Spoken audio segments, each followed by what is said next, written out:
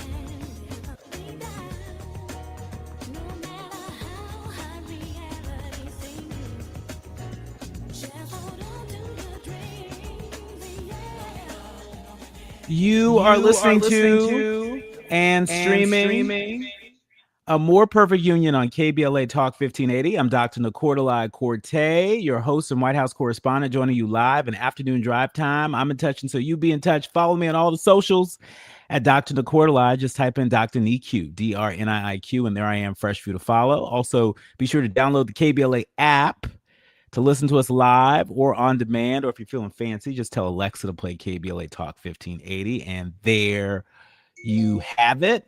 Also, subscribe to A More Perfect Union podcast. That way you won't miss some of our most memorable conversations. Welcome to hour 2 of A More Perfect Union. When we come forward this hour, Trump reportedly losing it. Yes, the big it at his own defense secretary over missile shortages tied to Iran. The Senate holding Dr. Fauci in contempt. A shocking new report on the collapse of ICE's medical payment system for detainees. Then civil rights attorney Todd Belcore and former New York City Deputy Mayor Tiffany Raspberry, they join us to break down Birthright Citizenship, Head Start, a defense contractor's political fundraising, and a leaked corporate playbook that shows police departments, it shows them how to sell surveillance tech to your city council. Let's go ahead and get into it. It's time for your national news roundup. It's time for you to decide the good, bad, and ugly headlines of the day. And this is where we start. Okay, let's all take a breath. A Washington Post report on real tensions at the top of the Trump administration. According to the Post, citing 2 people familiar with the exchange, President Trump's frustration over the Iran war, it boiled over at Camp David last week, where he demanded answers from Defense Secretary Pete Hegseth over why he'd apparently been misled about extreme munitions shortages that now threaten to limit U.S. military options with Iran. The confrontation reportedly happened on the sidelines of a cabinet meeting at Camp David on Friday, with Trump venting that he thought the munitions issue had been fixed. Wait a minute. The commander-in-chief saying, well, wait a minute. I thought, well, what had happened was the shortages, particularly in long-range guided missiles and air defense interceptors, are reportedly part of why Trump has pulled back from launching additional massive strikes against Iran in recent days. The Pentagon has flatly denied this account. The spokesman called the claims equally fictional, saying that Hegseth, quotes, did not mislead anyone about our munitions posture. Trump himself defended Hegseth the next day, calling the Post reporting fake news and saying he's extremely happy with Hegseth's performance. Now, if that wasn't the case, you think he would tell us? Just saying. Next up, a party line vote in Washington that's about to set up a real legal fight. The Senate Homeland Security and Government Affairs Committee, they voted 8-5 along party lines Thursday to hold Dr. Fauci in contempt of Congress, with all Democrats opposing. This comes after Dr. Fauci invoked his Fifth Amendment right against self-incrimination 111 times. 111 times at a hearing last week and refused to answer a single question about the government's COVID-19 response. The committee chair, Senator Rand Paul, he argued that Fauci shouldn't need to worry about testifying given a pardon that Fauci received from President Biden covering conduct between 2014 and 2025. But here's the key legal wrinkle. That pardon, it wouldn't protect Fauci from prosecution over anything said in his current live congressional testimony. Fauci, for his part, he accused Senator Paul of having an unhinged obsession with him and suggested that the hearing was designed to trick him, into lying under oath. And so we're going to see where this thing goes. But this next story has been building for almost a year, and it should alarm anybody who believes in basic human dignity, no matter what your politics are. ICE's payment system for detainees' medical care, it's been broken since October 3rd, 2025, when the VA terminated the agreement it had used for 2 decades to process reimbursement claims for detainees' health care. We're talking about dialysis, prenatal care, oncology, chemotherapy, all after political pressure and a lawsuit from a right-wing nonprofit. Now, ICE brought on a new contractor, Essentra Health, to take over, but as of this summer, Essentra had been paid $44 million for the job, while the actual healthcare provider treating the detainees, get this, they've received $0. Internal government documents, they describe the situation in stark terms, saying that ICE's ability to pay for medically necessary offsite care has been compromised since ICE has no system in place to process or pay medical claims. An absolute emergency that could lead to medical complications or loss of life. This adds to an investigation from Senator John Ossoff, who documented 85 credible reports of medical neglect at ICE detention centers before the payment system even collapsed, raising real fear that conditions have only worsened since. Now, again, we're talking about human beings in federal custody, unable to get dialysis. You have anybody in your family who depends on dialysis? Anybody in your family who couldn't go a week or two without getting their dialysis treatment?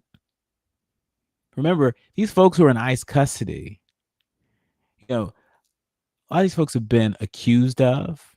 There have been plenty of documented, quote unquote, administrative errors. We've seen Americans with their papers swept up in the ICE. So just because they're sitting in a detention center, that doesn't mean that they have been convicted of having broken any law.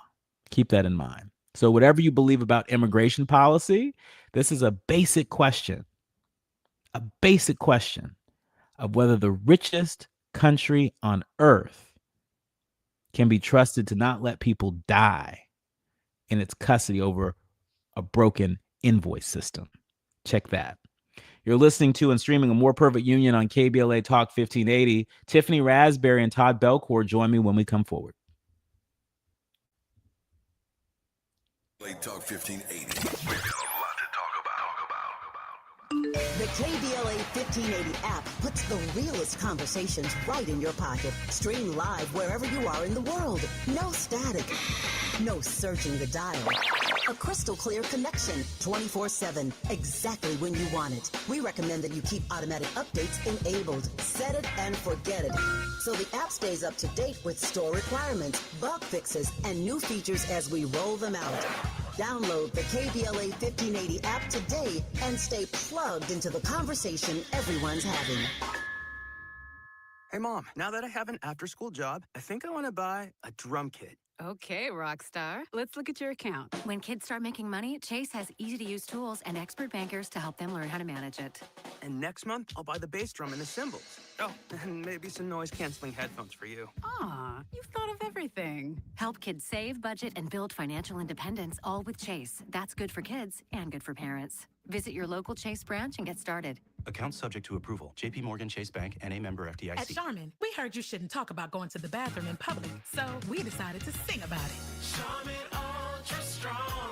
You can use less, better than the rest. Charmin Ultra Strong. Your booty past the clean test. Salmon weave texture, it's the best. Study up, teach a lesson on fresh. Your booty past the clean test. Yes, sir. Charmin Ultra Strong. Charmin Ultra Strong with diamond weave texture cleans better than the leading one-ply brand, so you can use less. Enjoy the go with Charmin. My mom has decided to learn to paint, and she's good. My dad's now into creative cuisine, and I've already put on 6 pounds. Learning new things comes with age. My mom, she started forgetting my name and what we're talking about. Forgetting well-known things doesn't. Memory loss may be a sign of Alzheimer's disease. Early detection gives you and your loved one time to plan for the future. Learn the warning signs of Alzheimer's at 10signs.org. Brought to you by the Alzheimer's Association and the Ad Council. Just in case you missed our Procrastination Crenshaw Town Hall. While Gavin was telling the story about the mural at LAX, I kid you not, Gavin, somebody just texted me a photo of it. See, this is unacceptable. That inside of LAX, they have a mural. These gorgeous, beautiful pictures of Destination Crenshaw. It don't look nothing like this. We don't know when they're going to restart or when they're going to finish, but they're marketing and promoting this inside of LAX. It's not right, y'all. It's just not right. You can't exploit us in that way, right? Get the project done, then you can brag about it. But can we finish it first? Keeping them in check. We're KBLA, Talk 1580.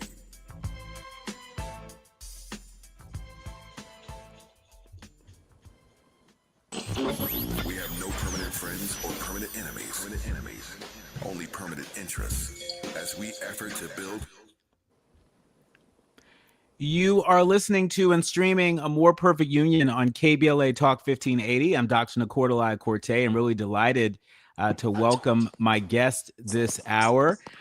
We've got two heavyweights joining us now. Todd Belcore, civil rights attorney and executive director of Social Change Chicago, and Tiffany Raspberry, former deputy mayor of New York City. Welcome to you both.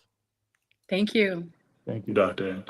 Thank you for being here. Let's go ahead and get into it. I want to start with Birthright Citizenship. This was a little bit of breaking news while we have been on the air, or really right before we went on the air. President Trump, he signed this new executive order, a couple of them, a pair of them, targeting so-called birth tourism and narrowing recognized exceptions to birthright citizenship, his second attempt after the Supreme Court struck down his broader first-term effort on June 30th, and that infamous 6-3 ruling defending the 14th Amendment.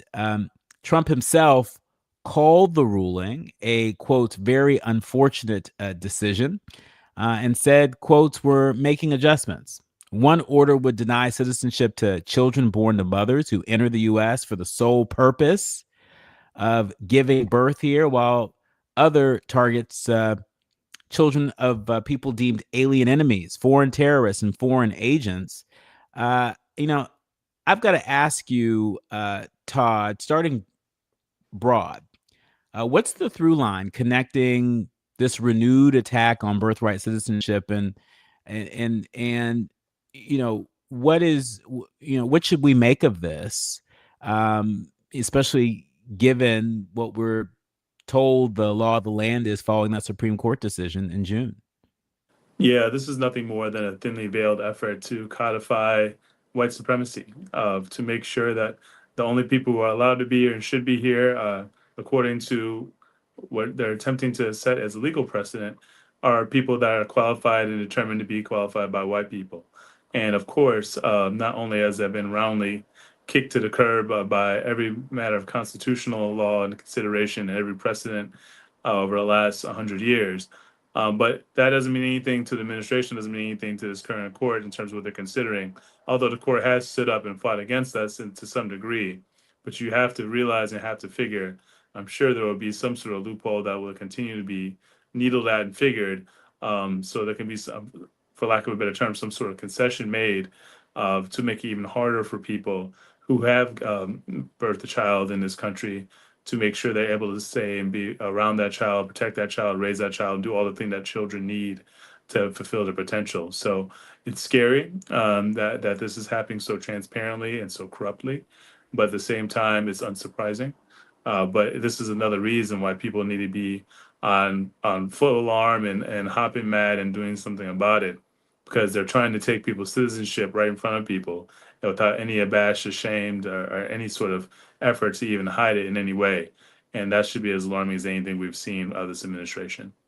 I want to add another layer to this. This Head Start story. The Trump administration, they proposed significant changes to Head Start, the 60-year-old early education program for low-income families, and this would diminish federal standards and would give states and parents more control. That's what they're saying.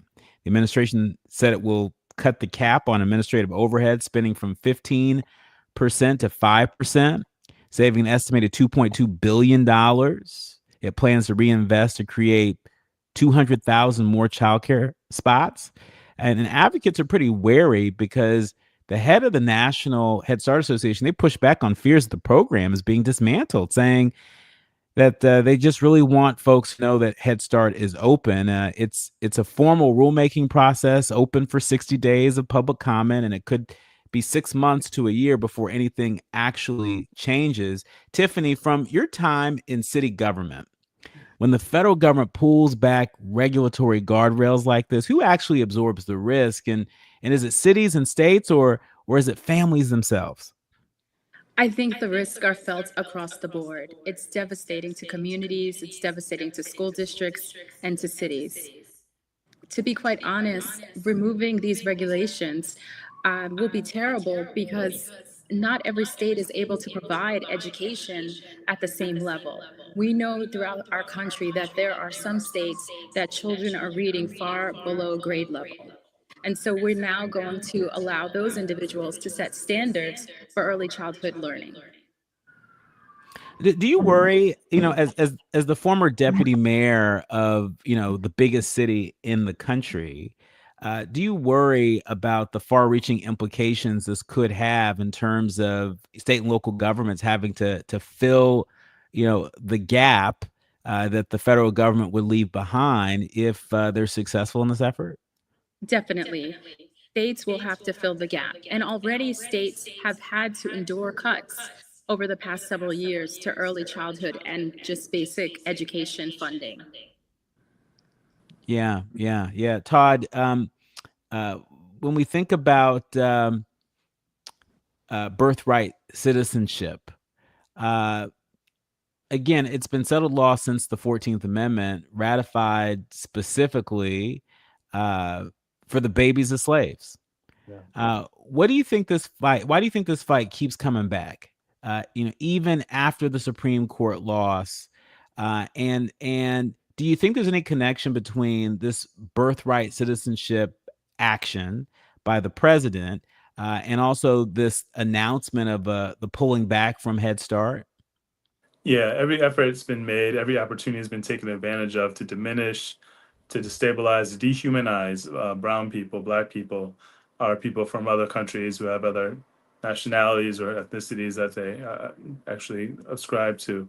And I think it's not a secret. The reason why is we can make sure more of the people in power can stay in power, and they know the numbers aren't necessarily going to be in their favor. They already aren't in their favor, but everything that can be done to disenfranchise people, to make people worried to leave their house, to make people worried about going to poll, it's the same playbook, unfortunately, by Governor Wallace. So none of this is new in terms of why it's being done or what the expectations are in terms of its impact.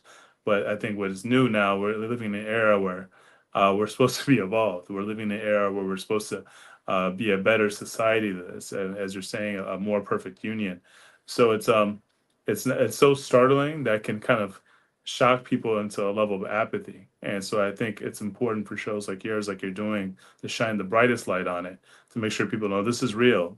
I know there's a lot of things coming out of the office every day, and people feel like they're inundated and burdened and weighed down by kind of all the crises that are just kind of waylaying us as a community. But this is one to pay attention to pay special attention to, because once your citizenship is taken, then further steps can be taken to continue to deprive people of their basic human rights, their basic Bill of rights, and of course their constitutional rights. Tiffany, I know so much of your experience as the former deputy mayor of New York City, among other things. You've a lot of bona fides when it comes to governing. But right now, there are a number of folks on the left that are trying to get into office so that they can govern, so they can govern differently than Republicans, govern differently than this administration. If you were advising some of these left-leaning candidates, for state and local office who genuinely want to expand childcare access, who are absolutely PO'd that this administration is moving forward with an effort to gut federal protections for kids, what would you advise them? And what's the responsible thing to say versus the thing to say that's actually going to get people's attention and cut through the noise? That's an excellent question, and thank you for that. I think no one goes to their state house or to Congress wanting to cut education. The hard reality is that budgets are limited. So I would advise our left-leaning, newly elected individuals spend the next few months familiarizing themselves with the budget process, so that they understand exactly what the limitations are that they're facing, and they're prepared to have real conversations and make hard choices in the upcoming year and legislative sessions. Yeah. I mean, and some serious questions that need answers. It's wild to me that the administration, as it relates to Head Start, they're saying, well, by doing this, we're going to reduce administrative overhead from 15% to 5%. They're also saying that they're going to save an estimated $2.2 billion. Well, my goodness, that's a drop in the bucket compared to what we're spending in Iran on a weekend. It's a drop in the bucket compared to what Elon Musk and his DOGE team said that they had saved taxpayers. A lot of folks sort of disputing those numbers. We'll talk a little bit more about that a little bit later. But Todd, I mean, is it just me, or is this a lot of fuzzy math and a lot of political theater, coming out of the administration with, unfortunately, real on the ground impact? Yeah, no credible argument can be made for defunding early childhood education. I mean, like you said, this is basically paperclip money by government standards. And the return on investment is absolutely immense. I mean, based on different studies, it's anywhere from 5 to 15 times the money back in terms of taxes going into the government based on people having a better education and better potential jobs to put into the economy, but also not, engaging in law enforcement, being incarcerated, and all these different benefits that are very clear and apparent just by investing in early childhood education. So any effort, any reason, those are bipartisan, well-known surveys and data sets. Those aren't things from left-leaning or even right-leaning centerpieces. They're just facts. So any justification used to do this has to be rooted in something that's not about finances and is not about children. It's about actually weakening our communities, and certainly that's what this does. Yeah, absolutely. I mean, look, for a parent listening right now, Tiffany, who relies on Head Start, or an immigrant family who's worried about their next child's citizenship status, what should they actually be doing right now? And are you aware of, any organizations or any, tools or resources that are out there that people can turn to understand what their options are? On the early childhood learning, if I were a parent of a small child right now, I would be familiarizing myself with my local Department of Education or public school system. I would understand how policies are voted on and how educational standards are passed. I would find similar allies and make sure that we had a role in establishing the standards of early childhood learning. And for families of children born in this country, I think that it's hard to suggest what people should do. Each city and state might have different resources available, so I would definitely seek out legal representation. But as these things change moment by moment, day by day, it's really hard to understand what is happening and to give good, real, rooted advice. Yeah, yeah. I mean, yeah, it's a lot coming at people, and we are going to continue to follow this story and stories like it, because there are a lot of people out there who are trying to figure out what to do and where to go next. Todd, some of those people include some of the Haitian immigrants, where they've lost their TPS status, and there are folks that argue that, well, technically it's not officially lost yet. Hold on tight.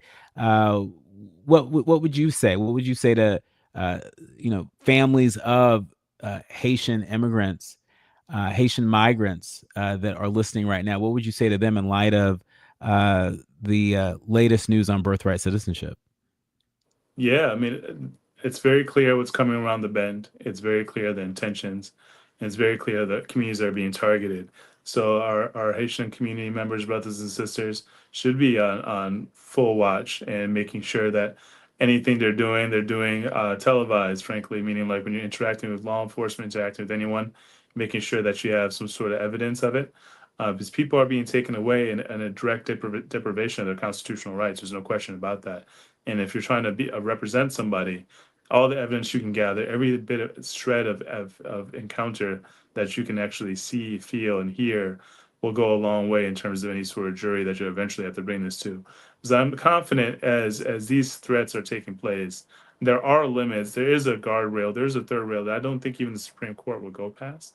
So I do think if people are vigilant and aren't going out by themselves, I mean, having to take precautions that we shouldn't have to even be discussing in this country. Making sure you're going out and with a buddy system and videotaping things, stuff that should be outside the pale of our even consciousness. But just to make sure that everyone gets home safely and our community members are reunited with their loved ones. That's what we have to do now more than ever. Yeah, when we come forward, we've got a lot more ground to cover, including a defense contractor's political fundraising and a government watchdog report that just blew up Elon Musk DOGE numbers. You're listening to and streaming A More Perfect Union on KBLA Talk 1580. More when we come forward. Eye-opening, heart-rendering. This is where authentic voices meet powerful discussions on culture, community, and change. This is where Black voices matter. He's breaking boundaries, amplifying diverse perspectives, and tackling the issues that matter most to you. You're inside A More Perfect Union with Dr. Nee Cordelai-Corte on KBLA Talk 1580. I'm Amber Payton with BIN News Now. For the first time in Triple Crown history, the Preakness Stakes will be run on a Sunday. Beginning next year, the race will take place 3 weeks and 1 day after the Kentucky Derby. And by moving the date, you're then providing additional time and space for our horses and the people who compete in the Derby to be able to then now compete. Black Maryland Governor Wes Moore says the change gives horses more time to recover. Senate Republicans have rejected an amendment from Black Democratic Senator Cory Booker that would have expanded lawsuits against pesticide companies over health risks.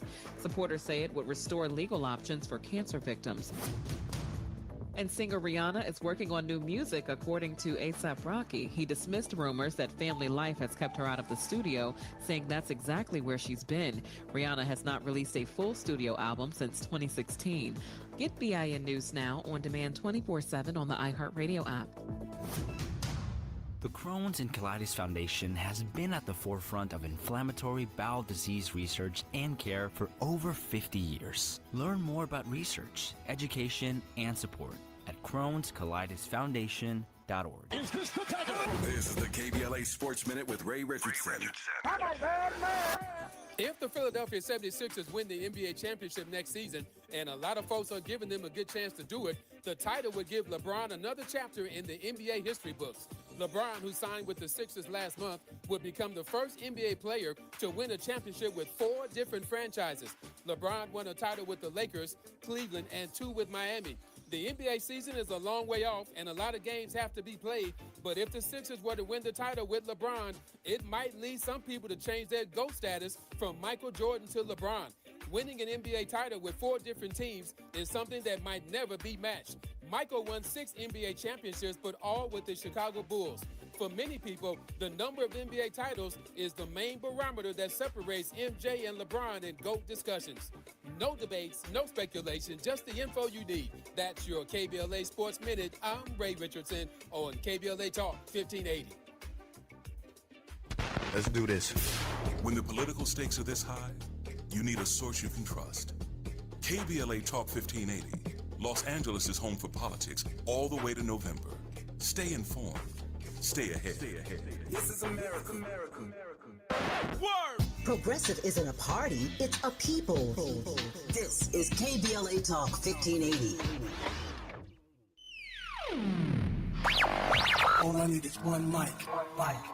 With the KBLA Talk 1580 editorial, I'm Tavis Smiley. August 5, 2026. Dear LA City Council President Marquise Harris Dawson, on behalf of a coalition of businesses and residents that constitute the Crenshaw Corridor community, we write to request that a concrete timeline and resources for fully completing Destination Crenshaw within a year be developed and announced. A year is the outside time it should take, and we hope and expect that it can be finished considerably sooner. We also request the immediate establishment of a business interruption relief fund for the merchants, entrepreneurs, churches, and property owners who have borne the disproportionate economic burden of the prolonged delays associated with the Destination Crenshaw project, and a resident relief fund for the residents of the corridor who have been most adversely affected by the prolonged construction and delays associated with this unfinished development. Destination Crenshaw was presented to this community as a transformational investment in Black culture, Black commerce, and the future of South Los Angeles. It has now been 6 years since the project broke ground and over 2 years since the promised completion date. Construction has stalled with no apparent end date in sight. The Crenshaw Corridor community embraced the vision of Destination Crenshaw, but the obstruction from the delayed construction has caused prolonged health and safety hazards, uncertainty, reduced customer access, declining revenues, disruptions, and mounting financial hardship. A broad spectrum of the community expressed their frustration over these delays and the impact they have had on the community at a standing room only July 30th town hall at Bethesda Temple Church, widely covered by the media, including ABC, CBS, Fox, and NBC. The burden of these unexplained delays should not rest on the shoulders of the Crenshaw Corridor community, which acted in good faith and supported this historic project. If the city fails to provide a complete and substantive response to this correspondence within 30 days of the date of this letter, the Crenshaw Corridor community reserves its right to pursue all of its rights and remedies. Sincerely, the Crenshaw Corridor community. To read the complete letter detailing all of our demands, go to our website at KBLA1580.com. With a KBLA Talk 1580 editorial, I'm Tavis Smiley. As always, we welcome your feedback.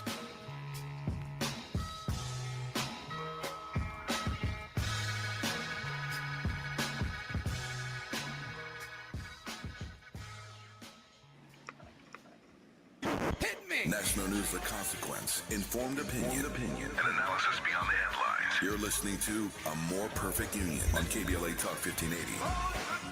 You are listening to and streaming A More Perfect Union on KBLA Talk 1580. I'm Dr. Nicordelai Corte. I'm really delighted to be in conversation with Todd Belcore, the civil rights attorney, who is also the fearless leader, executive director of Social Change Chicago, and Tiffany Raspberry, the former deputy mayor of New York City. Really appreciate having you all with us to help us separate the fact from the fiction. Let's talk about this this DOGE savings claim, because Elon Musk might be a Pinocchio here. Well, we can take might out there. He's looking more like a Pinocchio with this new Government Accountability Office report that found that Elon Musk's DOGE service consistently overstated its savings and online posts, taking credit for lease cancellations that were initiated before the group even existed. DOGE's public wall of receipts, you remember that? They claim that $215 billion in total savings. Well, the Government Accountability Office examined $110 billion of that tied to contracts and grants and leases, and the findings were brutal. The findings were so brutal that 108 of the 264 leases that DOGE claimed credit for were already in the process of being terminated before DOGE was established, and of the over 13,000 contracts that DOGE said it terminated, nearly 2,000 actually were not terminated at all.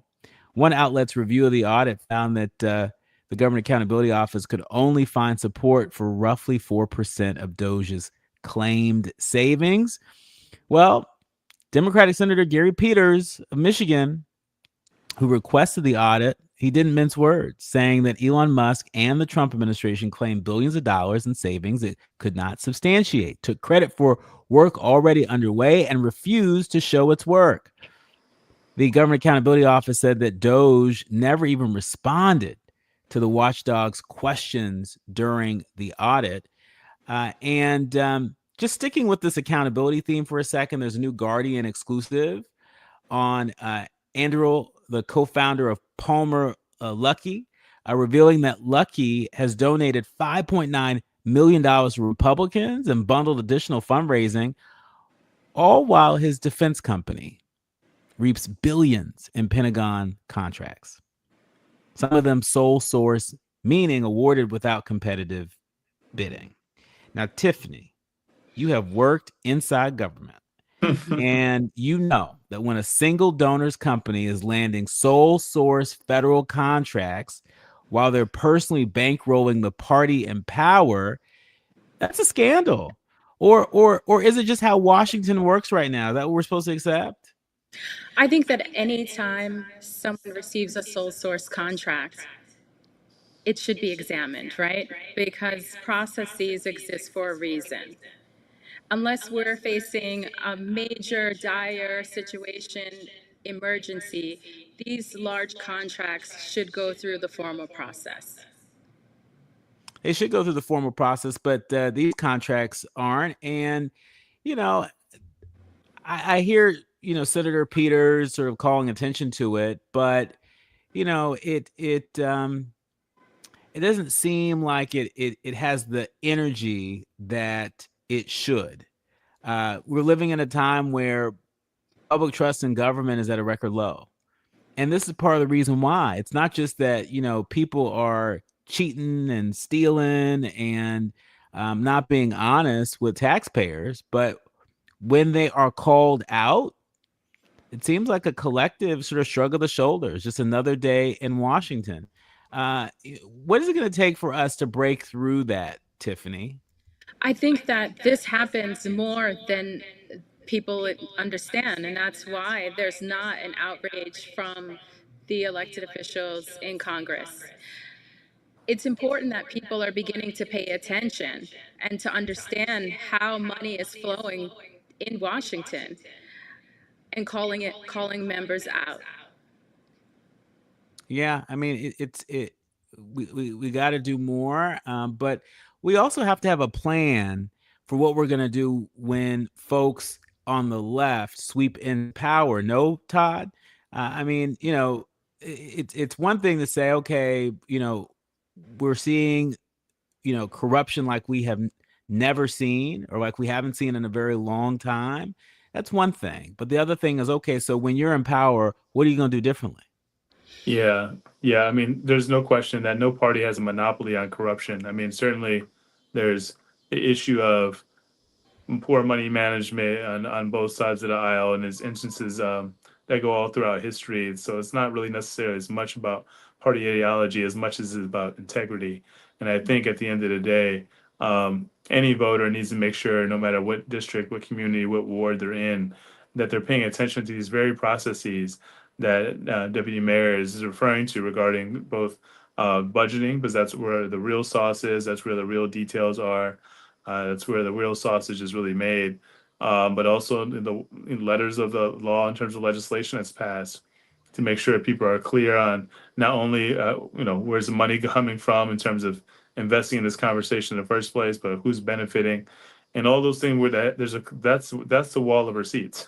So it is very clear, kind of the very corrupt and unfortunately blatant relevance and connection between, giving millions of dollars to a party, but it's also not a new thing. So I do encourage anyone who's running for office or anyone who's trying to be involved in the process to rabble rouse, certainly, but also make sure whatever you're rabble rousing about, that you don't stop examining these issues when the candidate of your choice gets into office, that you continue to hold them accountable no matter what, because there's something about those seats. There's something about that house.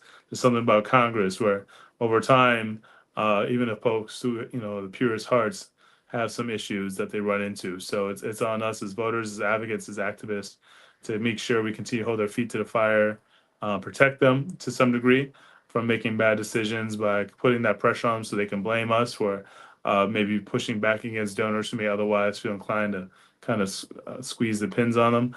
But this is a time that there's so many things going on. It's hard to kind of pinpoint just one or two things that activate. But the one thing I'm always pushing is kind of our Lift Every Voice campaign. And that's making sure everyone's getting out to vote. And getting people out to vote doesn't start in October or November. That's something we're doing right now.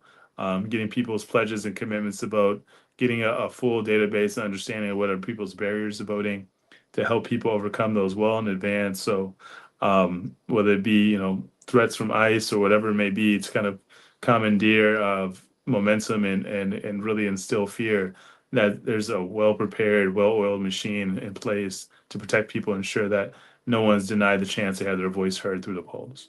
Yeah, and I want to double click on that. I want to encourage our leaders, learners, and listeners to go to iwillvote.com to check your voter registration. Just go ahead and you can do it right now while you are listening to us or streaming us, assuming that your hands are not on the steering wheel while you're driving in afternoon drive time, because we don't want no accidents. But that's one very important tool, is voting in every election. That's not just November 2026. It's every special election.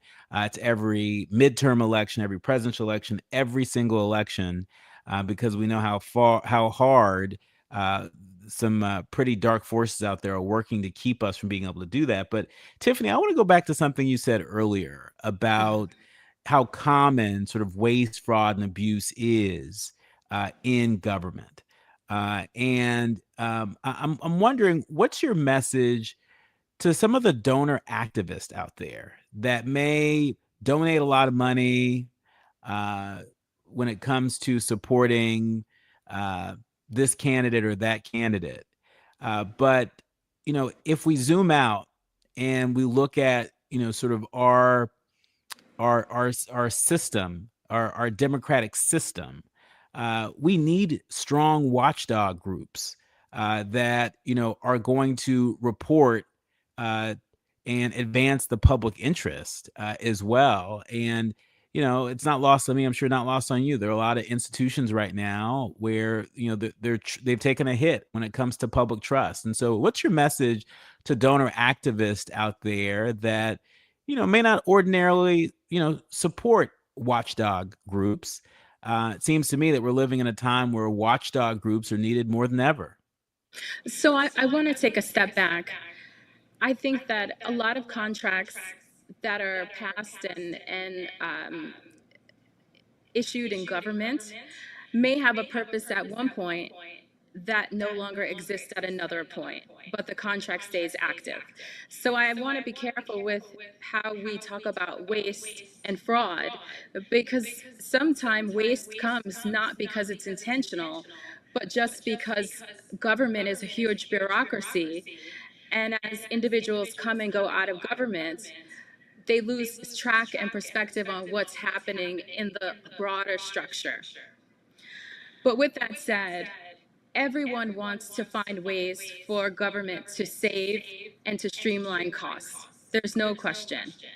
And so we need to figure out how we can evaluate these contracts on the local, state, and federal level in real time so that we can adjust. And some of the contracts are written in a way that it may commit the government for 5, 10, 15 years with no ability to get out of that contract.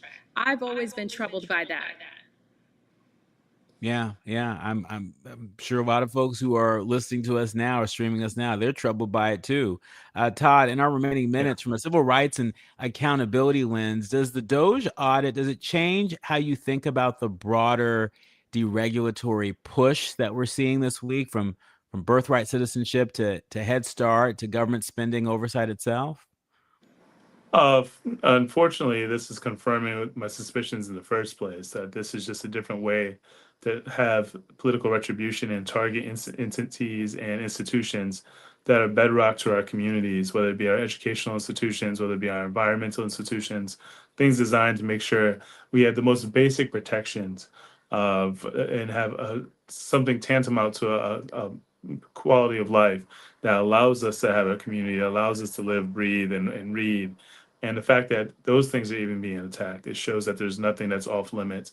And hiding it behind the need to have cuts and efficiency, when you know things like Head Start yield the best return on investment of any type of investment that you can make as a government, and hiding it behind things like removing birthright citizenship, which is basically the foundation of this country, it just shows the true intent of this administration, which is vile. And I think that sort of rage, that sort of discomfort, we need to make sure we harness that and motivate one another to get people out to vote more than ever before, to overcome the opposition, to overcome the obstruction, overcome the guaranteed harassment, to ensure that people get into office that can really do the things that our communities need and deserve and uphold all the things that this country is known for to become a more perfect union. Our thanks to Todd Belcore and Tiffany Raspberry. I can't thank you both enough for breaking it down for us today. Folks, you should follow the work of Todd with Social Change Chicago and Tiffany's ongoing work in New York civic life. We appreciate you both. Please come back again soon. Thank you for having us. When we come forward, a story about police department surveillance cameras and a leaked playbook that you need to hear about. You're listening to and streaming A More Perfect Union on KBLA Talk 1580.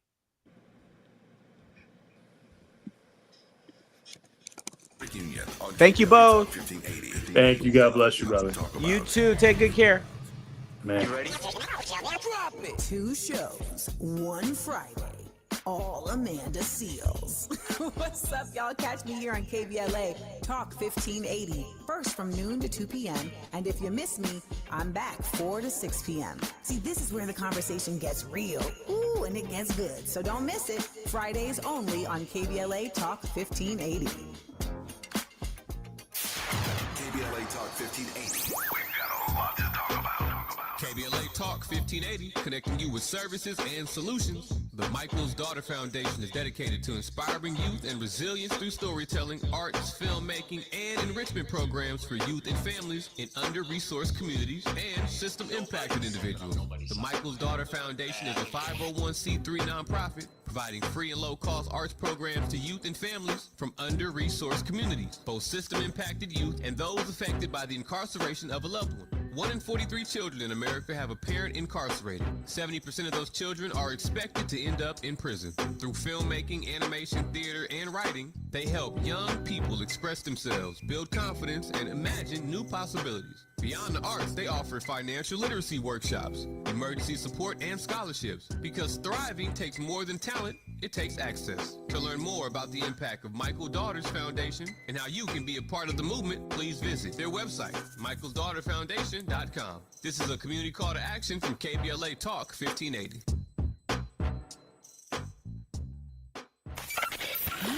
Just in case you missed our Procrastination Crenshaw Town Hall. We've had neighbors who have had the garbage truck potentially swipe their vehicles because if you park just a little bit too much into the street, you're at risk of getting it hit. If you park too much forward or back, you can't get in and out of your own driveway. And if you're late for a meeting or an appointment, pretty big deal. I really hope we never have a major emergency on this street because being able to get fire department in and out would be very difficult. Personally, while the project goes well beyond anything that my husband and I are facing personally with our home, we do have a very large project within our house.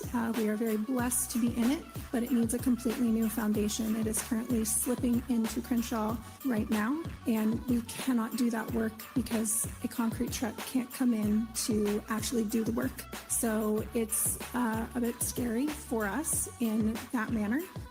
But there have been, there are numerous things that I know we will hear about today that everybody is facing on a daily basis. We really look forward to hearing what everybody has been going through and then trying to find a way to get the construction complete and move forward. Making sure they follow through. We're KBLA, Talk 1580. Notable journalists, industry leaders, lawmakers, change makers, tastemakers, and you, working to build a more perfect union on KBLA. You are listening to and streaming A More Perfect Union on KBLA Talk 1580. I'm Dr. Nicordelai Corte, and just a reminder that you get to go and see my interview with Maryland Governor Wes Moore.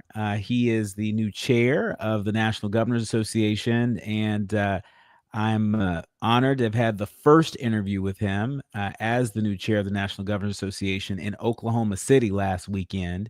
Well, that interview is now live, and so if you go to theroot.com, you can watch part one of that interview. We'll be releasing part two shortly. You can also go to the Roots YouTube channel and watch the interview there. It was a wide-ranging interview. We covered a lot of topics, and I think you walk away knowing a little bit more about who Wes Moore is, what motivates him, what his priorities are as National Governors Association chair, and why that matters. And so check it out. Hop in the comments. Let me know what you think. But as for now, it's time for the quiet part out loud. And I saw this story, and I could not let the week come to an end without sharing it with you. Now, 404 Media, our friends over at 404 Media, they obtained a leaked coaching guide that surveillance company Flock Safety gives to police departments on how to speak to the city councils about its automated license plate reader technology. Now, the guide, it literally tells officers to, quote, own the narrative before someone else does, coaching police to champion the technology before residents can organize opposition during public comment periods. A privacy advocate who reviewed the leaked documents didn't hold back, saying, quotes, Flock isn't just selling surveillance, it's scripting the public case for buying it. This comes on the heels of other 404 Media reports showing that Flock data has regularly made its way to ICE, often in violation of sanctuary city and state laws, and that Flock cameras were used to search 83,000 cameras nationwide to track down a woman who had an abortion in Texas. Now, for context, it's important to note that the LAPD itself let its Flock contract lapse recently, citing concerns about surveilling innocent people. What we haven't heard is whether or not LAPD has renewed that contract. And it's worth looking into. It's worth all of us looking into. Finally, in other news, the FCC, they voted today 2-1 along party lines to eliminate the 39% cap that's limited how much of the country a single company can own in local TV stations, replacing it with a case-by-case review. FCC Chairman Brendan Carr, he called it restoring, quotes, the balance to the broadcast airwaves, arguing that local broadcasters need scale to compete with tech giants. Critics warn that this clears the runway for a mega merger between Nexstar and Tegna that would create a company covering 80% of the country. And 2 Colorado lawmakers had already warned the combined company would control, get this, y'all, 265 stations across 44 states. Think about that for a second. Fewer and fewer companies controlling more and more of the local news that you get. That should matter to every single person listening to independent, community-rooted media right now.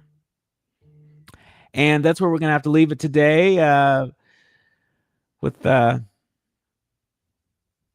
a little lighter. We're going to leave you with something a little lighter. TMZ. Yes, that TMZ. The TMZ DC Bureau this year, they're now covering Congress with the same unconventional tabloid-style approach it made famous covering Hollywood. Their 2-person crew has been chasing down lawmakers at Reagan National Airport. You just call it National Airport. And a Syracuse professor who studies TV and pop culture says the attention this small team is getting is extraordinary. One of the reporters put it plainly, saying we want to be players and we want to compete and break news that's going to move the needle. I'll be honest, I've got mixed feelings about this one, partly because if TMZ can get people who don't normally follow politics to actually pay attention to what their Congress members are doing, that's not nothing. That's a good thing. But part of me also wonders what we lose when Capitol Hill accountability starts looking and sounding like a reality show. Y'all let us know what you think in the comments. We'll have to leave it there. My thanks to the entire village that helps us produce a more perfect union. Our executive producer, Tavis Smiley, our sound engineer, Brother Andy, our show producers, Art Sears and Faraji Muhammad, and many thanks to each and every one of you. We love you, and there's nothing you can do about it. Remember, don't panic, organize, do what you can from where you are with what you have, but by all means, do something. I'm Dr. Nicordelai Corte. You've been listening to and streaming A More Perfect Union on KBLA Talk 1580.